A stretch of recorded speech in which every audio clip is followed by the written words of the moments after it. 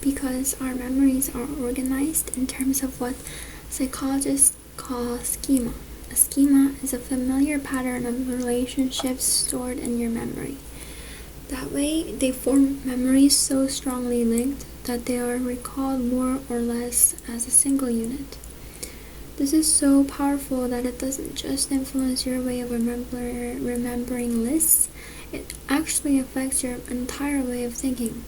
In one experiment, chess grandmasters and masters were tested against ordinary chess players to see how accurately they could remember the position of 20 to 25 chess pieces placed randomly on a board after glancing at the board for 5 to 10 seconds. The masters and ordinary players were pretty similar in being able to remember the places of only 6 pieces, yet if the pieces were arranged in the form of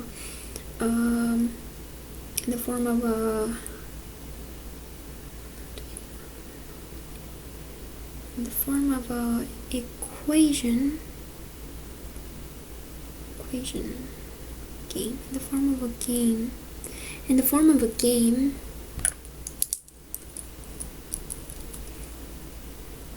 the grandmasters and masters could suddenly remember all the positions, while the ordinary players could still manage only 6. It was clear that this was not simply a memory feat. It was due to the grandmasters and masters' ability to see these positions as a single chunk or schema. It is clear that the more you develop schema or patterns, the better you will remember things. And if you can reduce complex inputs to simple chunks, you'll find you can think about them much more clearly and effectively. As a general rule, if you ever find yourself forgetting anything, it is not because your brain is declining or your memory is receding. It's simply because you are not using the correct memory technique to help you store and retrieve the information.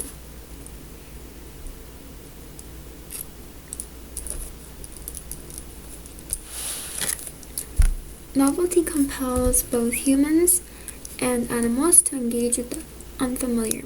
Indeed, our strong desire for novelty has evolutionary roots. Let me read that again, because I didn't. Novelty compels both humans and animals to engage with the unfamiliar. Indeed, our strong desire for novelty has evolutionary roots, improving our survival odds by keeping us alert to both friends and threats in our environment. As new parents quickly learn, when given a choice, babies consistently look at, listen to, and play with unfamiliar things. One of my favorite moments from early parenthood was when I watched my infant son notice his hands for the first time. His discovery stands out as a metaphor for learning. His interest in what those strange, wonderful appendages could do was his first step toward controlling them. The preference for novelty is an efficient way for immature cognitive systems to process information, helping babies cope with changes to their environment before releasing their inner explorer. Interestingly, in human genetics, a preference for novelty has been linked to the migration of early humans to the far reaches of the earth. Recent studies have shown that human groups that migrated the farthest from Africa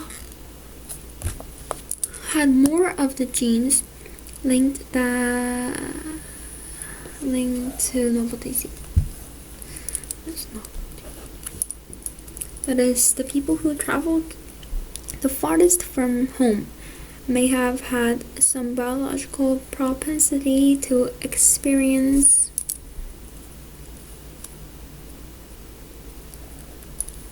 mysterious new places, and yet while we are born with a strong drive to seek novelty, this drive fades over time.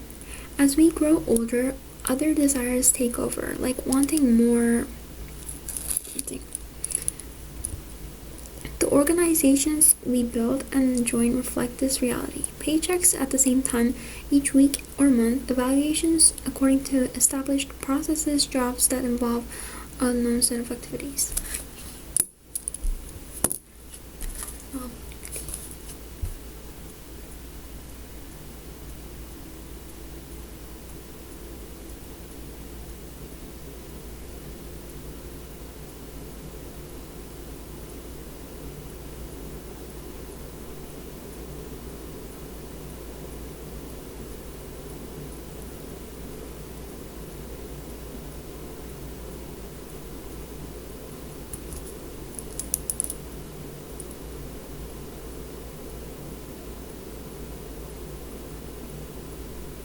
Novelty is the quality of being new or following from that of being striking, original, or unusual. It is also the sense that applies to a novelty item, a small manufactured adornment, toy, or collectible. Also new and original. Okay. Novelty compels both humans and animals to engage with the unfamiliar. Indeed, our strong desire for novelty has evolutionary roots, improving our survival odds by keeping us alert to both friends and threats in our environment. As new parents quickly learn, when given a chance, babies consistently look at, listen to, and play with unfamiliar things. One of my favorite moments. Preference for novelty is an efficient way for immature cognitive systems to process information, helping babies cope with changes to their environment before releasing their inner explorer. Interestingly, in human genetics, a preference for novelty has been linked to the migration of early humans to the far reaches of the earth. Recent studies have shown that human groups that migrated from the farthest from Africa had more of the genes linked to novelty seeking. That is, the people who traveled the farthest from home may have had some biological propensity to experience mysterious new places, and yet, while we are born with a strong drive to seek novelty, this drive fades over time. As we grow older, other desires take over, like wanting more predictability. The organizations we build and join reflect this reality. Paychecks at the same time each week or month, evaluations according to the established processes, jobs that involve a known set of activities.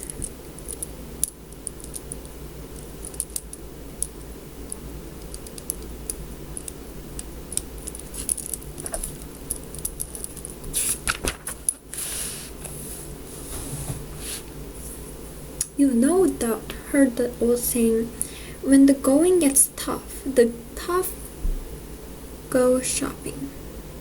That is precisely what bacteria do when they find themselves in deep trouble. They go shopping for useful genes that can help to get them out of the mess. There comes a time in the life of any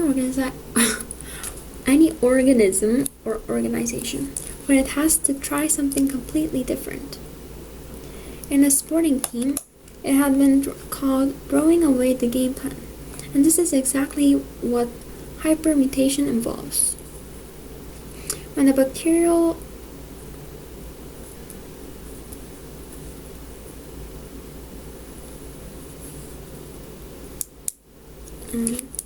throwing away the game plan. When a bacterial colony is in a critical situation, when survival is on the line, something very strange happens. The bacteria suddenly start mutating at an extraordinarily slow rate. Fast. In so doing, they are consulting the microbial lending library, hoping that they can come up with a mutation that might get them out of their crisis. Starving E. coli colonies hypermutate at a rate 1,000 times greater than that which would normally be the case in a well-fed colony. You can even find certain hypermutators with a normal or well-fed colony sitting there, ready to spring into hypermutational mode at the first sign of serious stress. As Frank T. Vertosik so humorously put it, these hypermutators are the Van Goghs of the microbial world, somewhat insane but infinitely creative.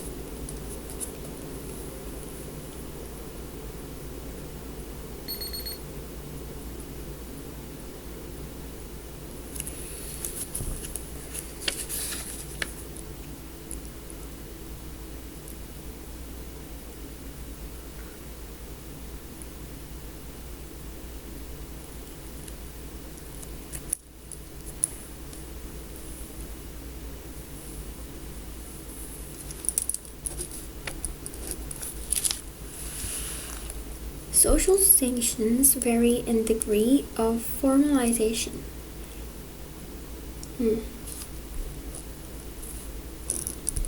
In most stable associations, there are highly formal procedures, such as ceremonies for honoring those whose services are believed to have contributed to the well-being of the membership, and for the discredit or exclusion of those whose activities have been considered harmful.